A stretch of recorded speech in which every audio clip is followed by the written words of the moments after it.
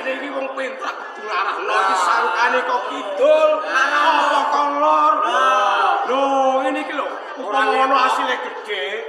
Bagene njaluk akeh dhewe. Yo ora. Ngene kok menawa kok teko kene, Kang. Aku nek kadung gregeten. Piye, Kang? Ya bati sisa. Lho. Aku iki ora watakku apa ora? Wah, ini tenan opo ora. Aku nek kadung tegel yo ngene iki. Apa bapak napa? Ya bati sisa geni. Oh, bapak. Iya. Oh, aku ngerti kok. Upama wonge lho. Ono wong tak idak. Bisa. Prajurit ya. Bagus. Biar kowe iki. Ya ada dua piye. Iya kan? Cangkemmu oleh jeblak kok syukur mengo. Yo jeblak piye? Jare lek aku teko kene arep mbok babak. Wah. Kowe kok kendel cung. Kang. Wis tuwa lumrah, budhek lumrah. Aja kleru tampa kowe. Lah kok kleru tomo Iki lho seksine akeh. Iki mau arep budal, perintah wae. ya. Aku wis diweling karo petinggi. Iki ana kerja bakti arep Pranjen. Lho, kae lho arep omahmu wit gedang akeh musuhi babaki ngono lho. Ben lunyune Cung. Sing arep mbok babaki kuwi wit gedang. wit gedang arep omahku. Ya sing arep mbok idak mau sapa? Sapa? Sing alang-alangi arep babat wit gedang rentok tak idak narato ngono lho. Ora aku ya, Cung. Ora wong dulur tuwa. Coba ora aku, Cung. Lek aku aja takon dosa kowe. Tak tok ndasmu. Iki jane piye to? Bocah-bocah lumpuh kari entuk arahmu. Sangkane kon ndek ngrampok iki loro apa kidul. Imang wis kelakon. Ngene lho, Cung. Suruh Tegal, suruh Mula. Tekaku ning papan kene kuwi nggawa kabar gembira. Apa? Ono ae. Apa Kowe sedelo maneh leren nggonmu dadi berandal. Kowe arep wong sugih to. Kowe iki nglindur apa ya, Kang? Lah kok nglindur. Wong gaweane gento bajingan arek. Lho ngene lho. Sawise kowe tak kongkon gawe rusuh ing Kabupaten Trenggalek. Trenggalek usah baseh pindho babatan. Percaya bocah-bocah tandange kaya ngono. Kanjeng Adipati Sudibyo Ngalim tetes penggalih. Grantas bradane nganti kuru ndagangake Perkara aku gawe ontran-ontran iki. perkara kowe gawe geger. Terus Kono kanjenge bupati nanti nenekake sayembara. Sayembarane piye, Kang? Marang sapa pawungan sing bisa ngendarat brandal sing sanggrah ing Gunung Sibuko. Lek duwe anak lanang disedulurke karo Dimas Sendroto. Lek duwe anak wedok bakal dijak pisanan. Iku sayembarane. Mudah. Sopo sarepane lembut? Upama wani medentane akeh. Bener. Wong sing muku sayembara kuwi kendel. Kendel betule. Kok menawa pasrah uripe. Ngono ya, Cuk. Kowe pengen rodo. Sing muku sayembara galek nyekel brandal Gunung Sibuko, kowe pengen rodo. Sopo? Aku dhewe. Stres. Pak, sehat-sehat. Watuke jane ya adem. Nek ngomongane ngelantur iki. Jenengane wong ngelantur nek ngomong. Aku biyen iki ra iso mbut brandal kelompok gento. Lho, kok warai pinter. Iya, Cuk. Bareng pinter kok leren. Arep cekel dhewe iki. Ngene lho, Cuk. Awet rekahku sing kaya ngono kuwi aku mau pamrih. Pamrihmu piye? Pamrih, aku kepengin ngejak karo kanjenge Bupati Garut. Golek kowe tak cekel. Aku rewo-rewo karo kowe ketemu ning sejatine aku mung guyon, mung etok-etok. Kowe mung etok-etok tak rangket tak bondo, ndak sowan ke Garut. Lek kowe dipidono, aku sing nanggung jawab. Tanggung jawab tenan. Tanggung Ngene jawab. lah. Saupama aku teko ning Kadipaten Trenggalek. Ya. Engko yang didangu. Kowe kok wani dandang. Gento iki kartu dhewe apa sing perintah. Mongko iki ana sing perintah kowe. Apa kondo panane ngono kan? Kowe lek nganti keceplosan kondo sing ngongkon aku ya tak suwek cangkemmu. Lah terus piye aku kon selak? Kowe kudu selak. Ngakoni dhewe. So. Wes gampang kan? Perkara iku gampang. Wes aku tak gawe abang iso ning ndoko. Ya. Bocah-bocah. Kowe do balik. Balik yo. Engko nek sono asile tak peni oleh-oleh. Tak tani. Yo, tani ngono. Ayo kan.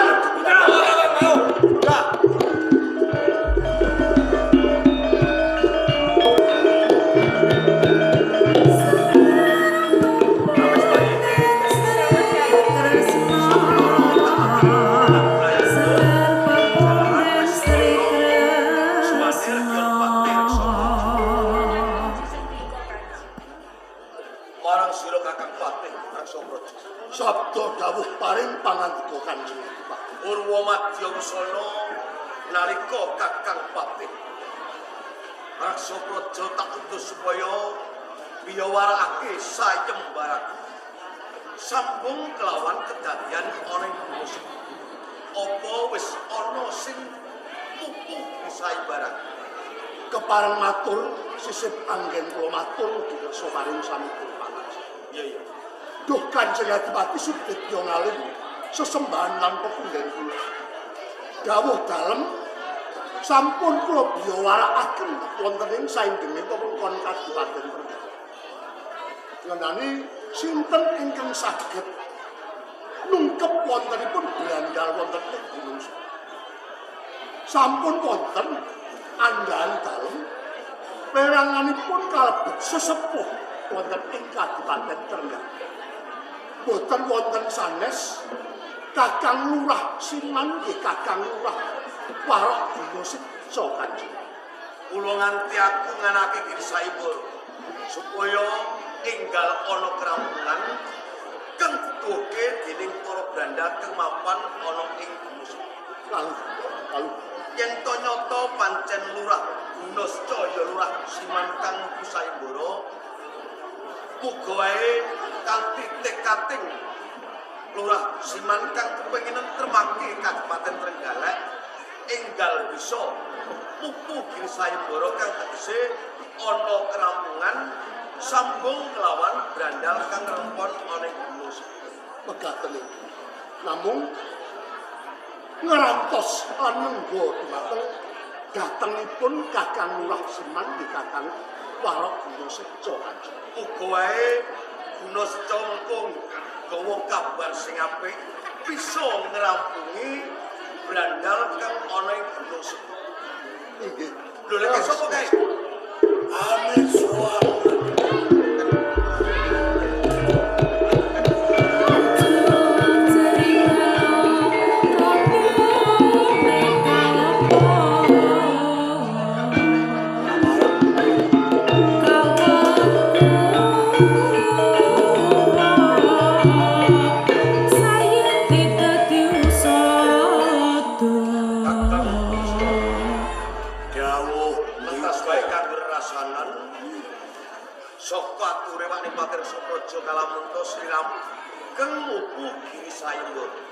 Panjenipun boten keliru. Ingkang saged mupu sayembara Kabupaten Galek nyepeng kraman wonten ing Gunung Sebubuk kula Yen kepriye Purwomadya Wusana? pangestunipun Kanjenge Bupati Debyo Ngalih kula saged ngentasi damel nyepeng para brandal. Wis lakon brandal kok cekel. Ampun, Jadi bawangan brandal. menika wujudipun brandal Gunung Sebubu.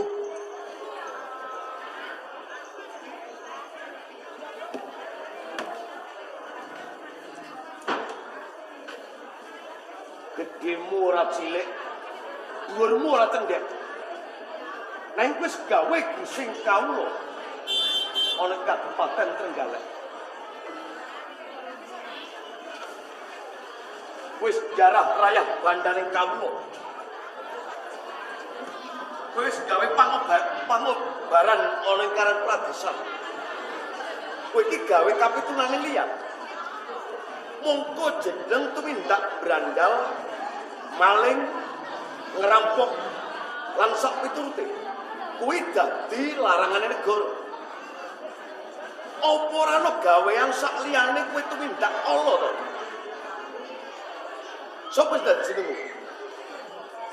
Sura Tegel. Sura Tegel, sing siji kae. Sura Mentala. Sura Tegelan, Sura Mentala. Iki cilik namine Rusmin.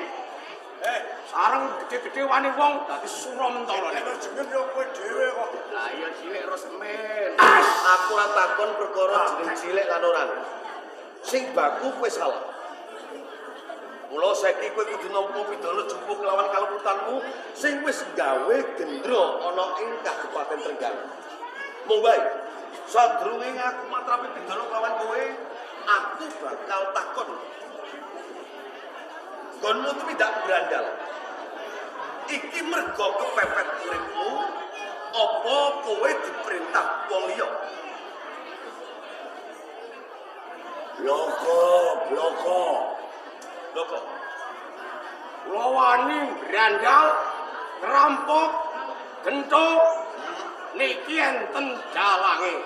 Dadi ora mergo kepepet uripmu, nanging mergo kowe diperintah wong gawe rusuh. Mboten kula niki tiyang apik asline niku. Nah iya, ora kepepet uripmu nek kowe iki diperintah wong supaya gawe Diperintah Nah, enten ngono dalange sing niku. kowe. Pripun? Mesti perintah ke sapa? Lho. Taksih punggawa mriki. Isih penggawa negara Nggih. Kabupaten Trenggalek. Yen kowe gelem ngaku lan bloko, sapa sing perintah kowe? Iso-iso kowe bakal wal saka pidana. Jalaran tak ibaratke iki mung tatah. Yen tatah ora didek ora bakal mlaku. Nggih.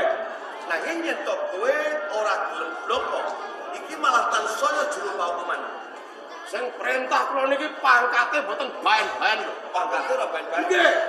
Apa senopati? Mboten mari perintah kula niki. Apa temenggung? Derajate ndek niku, Seh. Apa senopati? Nah, Nah piye? wakil bupati wonten Trenggalek. Kena tak ugi ucap. Lho nggih. Apa bener kok ngono? Rusmin. Nggih. Seksi niki seksi. Dadi kowe sing perintah iki Pak Nepati sapa? Nggih niki tiyange. Kowe perintah supaya gawe geger. Para aku maturmu. Yen to kowe ora gelem bloko mbok menawa pewadi iki ora bakal tinarku kok. Umpama kowe ora kecekel, iki mesti bakal gawe rusuh kanggo salawase ana Kabupaten Trenggalek. Matur nuwun, Surat Tegel. Nggih. Cat mawon nek. Argenopati, Arsoprojo. Kanjeng Adipati. Ora ngira babar pisan yen to Kakang Patih iki duwe trekah kang kaya ngono. Apa kurang?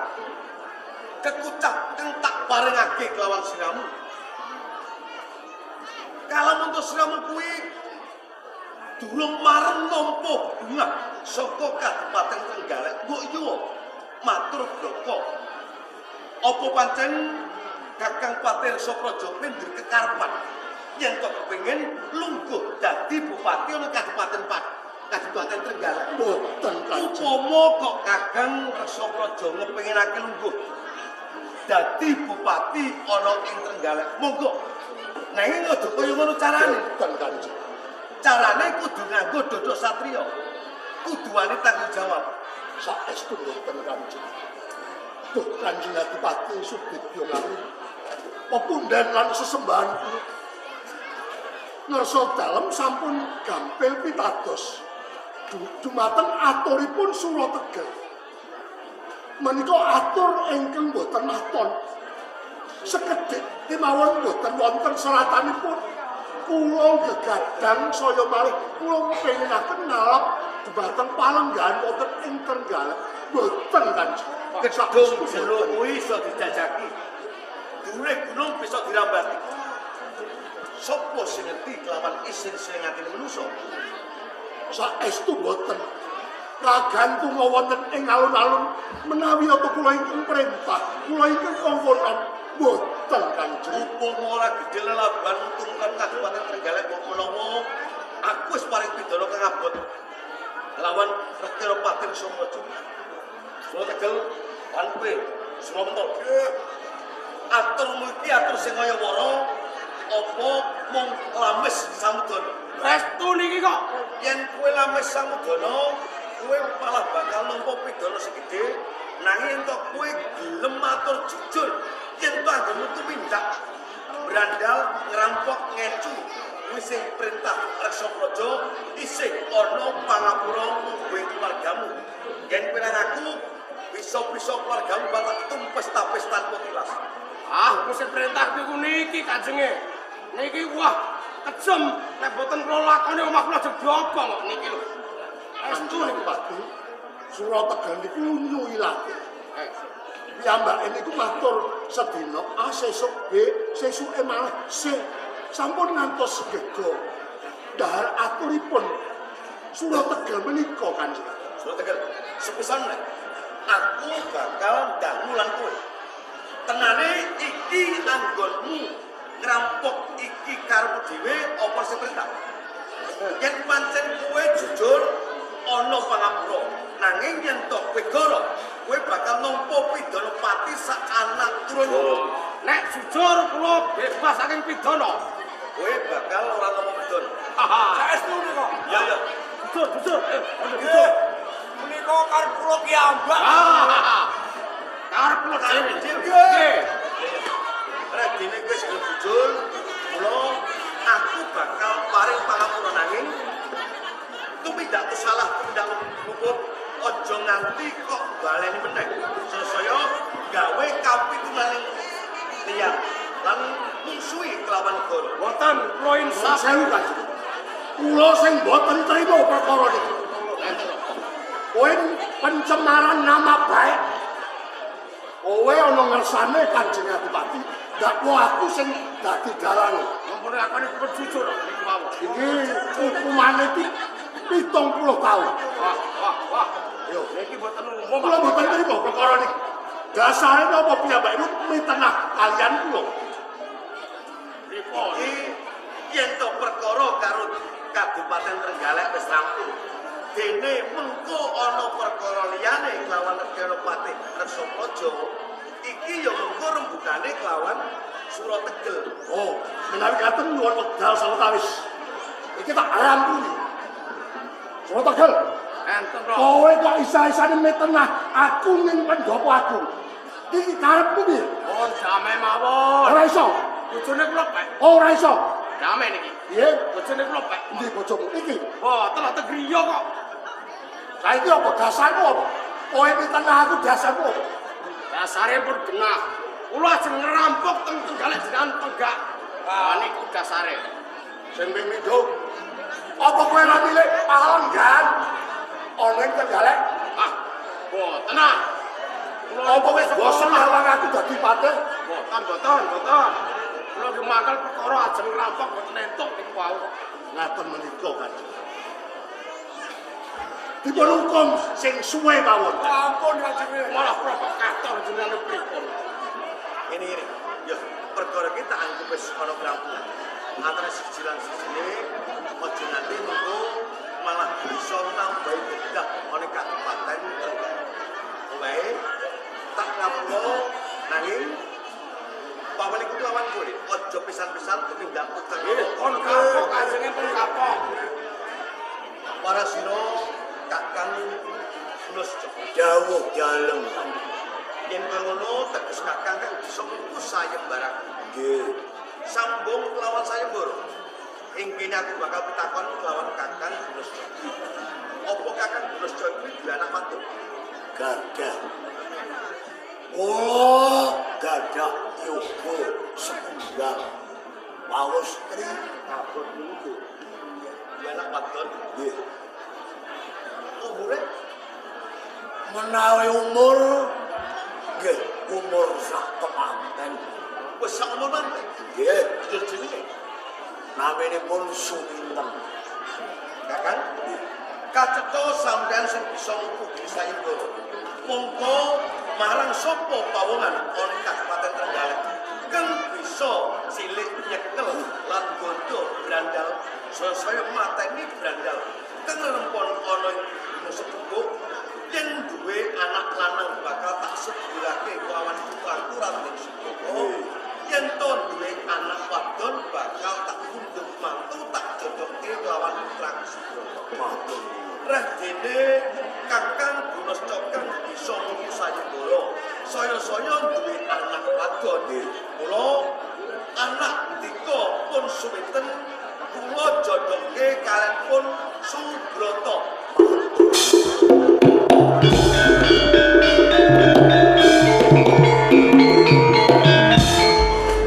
Rumah Semarang.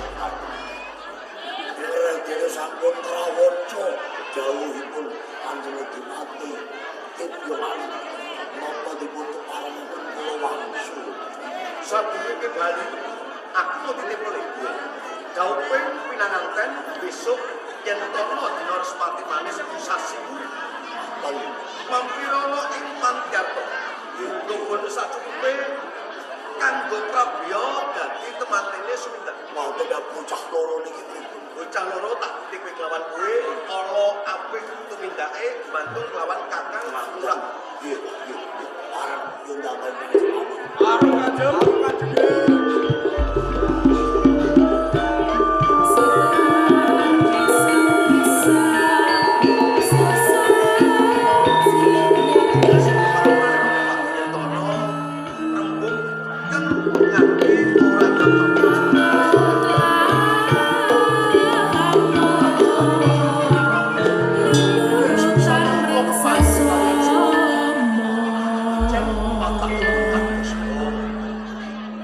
Iki nuwun sewu Iji Kanjeng. Kula ngertos panjenengan menika kekotaan budi kaliyan Kakang Pakulo. Nanging nuwun sewu menika babagan kejaya. Monggo ingkang lampahi ora ingkang putra pun Subrata. Panjenengan menika dereng nari sagalan botenipun. Nanging kenapa panjenengan menika sampun gampang janji kaliyan Kakang Pakulo Kanjeng. Saumpami ingkang putra Subrata menika ngantos sulaya boten saged lajeng kados pundi makenipun. Nanging aku dikapitayan yen Subrata kira bakal badal apa kadang dawuh. Terima kasih. Temukan dalam kasatria. Aku ngesake suwane Pangeran Subrata. Wis panen dawuh.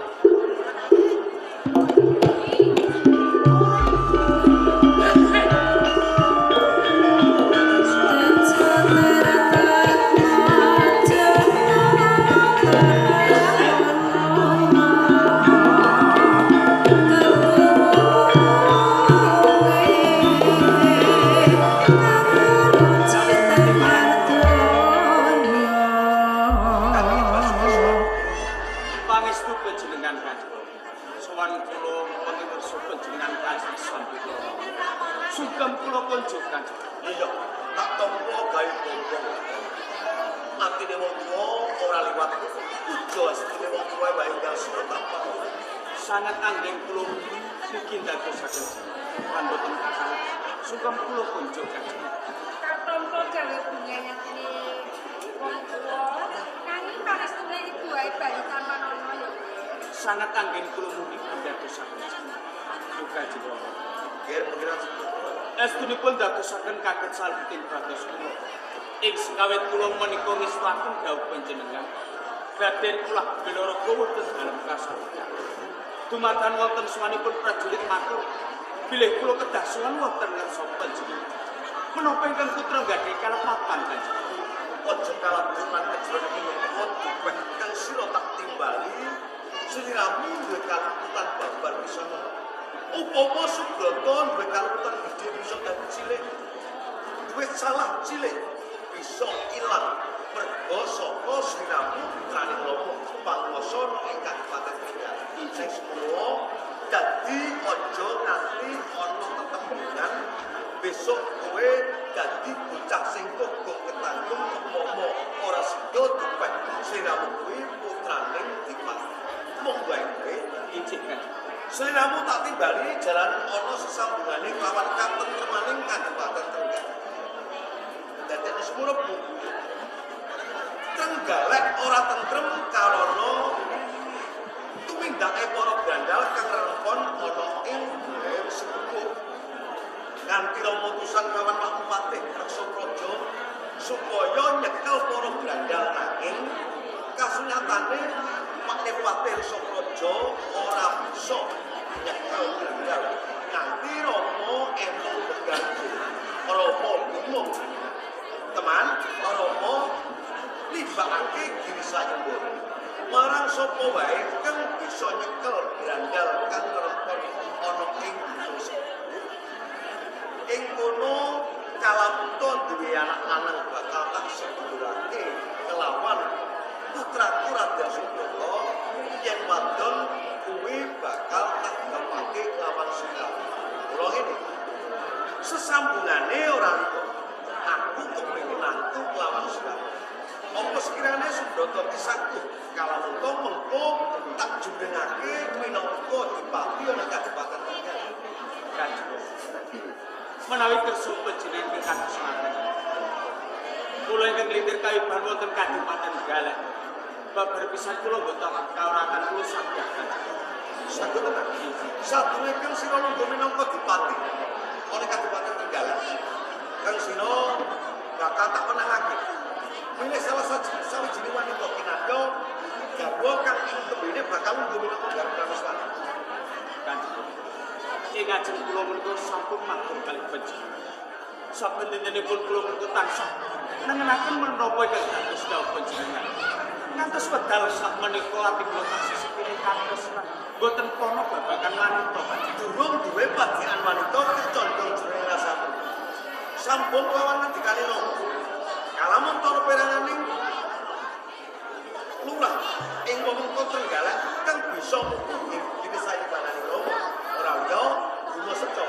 Lho, sliramu bakal tak jodokke kelawan anake lurah Guna Seco ya lurah Siman.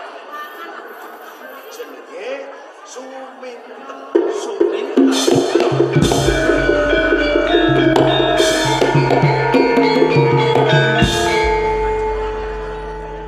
Tiang bebrayan menika mboten saged kangge jajal-jajal. Menawi saged sepisan kangge saraminipun. Panjenengan dawuh kalian Kang Putra badhe panjenengan dawuhaken kalian Suminten.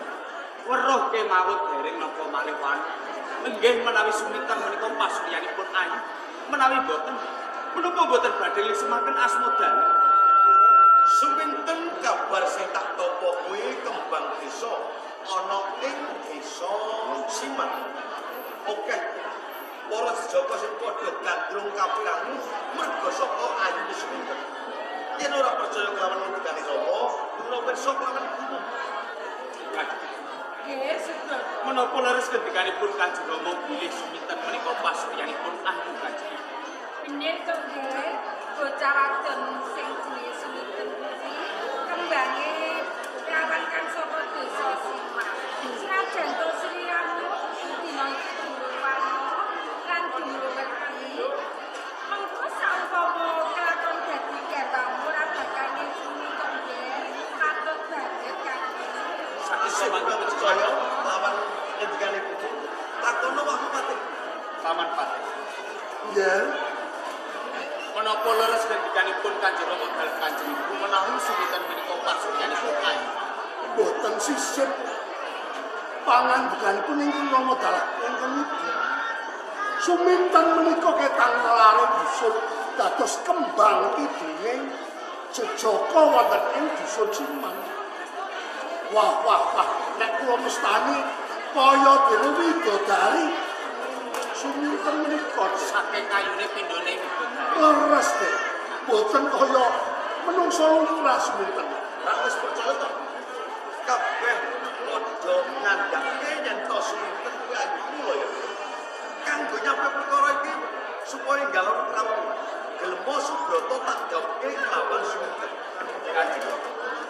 Ayu menggaipun Kanjeng Rama dal kanjeng bisa pamahan. Nanging dereng kinaruan Ayu menggaipun Raden Subroto. Ya kene kuwi matur kaya ngono. Awit tresna menika dumunung wonten ing rasa. Wonten tetembungan. Wingko katon kencana menawi ati gadhah raos tresna. Dumawah koso wangsulipun. Kencana katon wingko menawi ati boten gadhah raos tresna. Subroto tenane kuwi mung tumibone ucapan. Kuwi tresna kuwi jalan saka kuwi.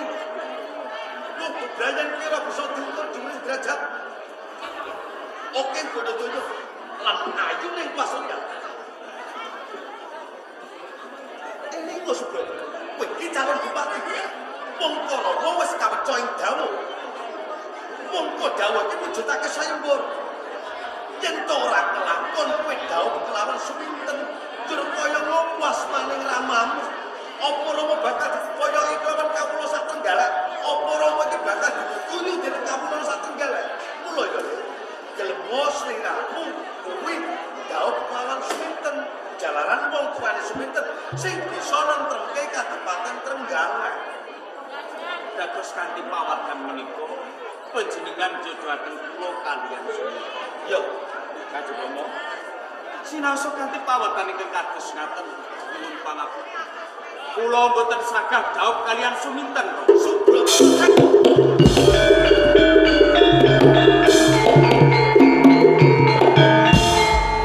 Dadi kaya ngono oleh mung gegulang sawireng-reng. Yen to kowe wis sinau kautamane urip. Jeneng anak ora wani badal lawan gawe wong tuwa. Ya ora apa-apa. Kowe saiki wis dewasa. Kowe bisa nemtokake urip. Iki saka rumangsamu. Rama kok duwe hak. Mergo Rama sing niteske kelawan kowe. Tinimbang Rama ing ngono diguyu dening para kawulane Kadipaten Trenggalek, mergo urung kok bakal bebesanan kelawan Kakang Lurah Rosiman. Mergo kowe wis nampe ora gelem didapan kawan suminten. Rama ora butuh ndaku Subroto minangka anak. Mula wiwit dina iki Subroto minggat saka Trenggalek.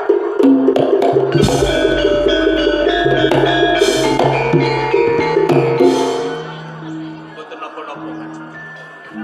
Kapila kula nilaraken Kadipaten Trenggalek tinimbang kula dhaup kali suminten.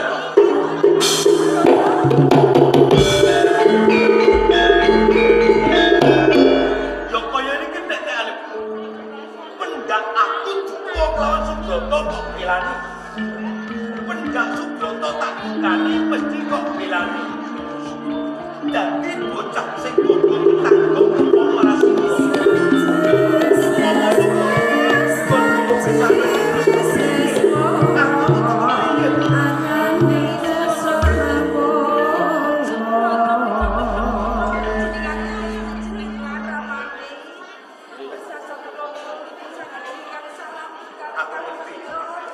Jalan Subroto dadi tamu tetep ana tali kemaling rasa tresna kang ora bisa dipisah. Kaya ngene Maripati. Nggih, wonten dawuh. Aku jauh lawan Maripati Sokojo. Tungkang Subroto yang bisa membuka sarana aris supaya bisa nilih rasane dheweke gelem dedopan kelawan suminten. Saged-saged badhe budidaya ngripih kalian ingkang putra sagah mangke dungkep dinten ari menapa niku daupipun temanten enggal tidak keparing. Prajurit, jaga-jaga Kadipaten Kang.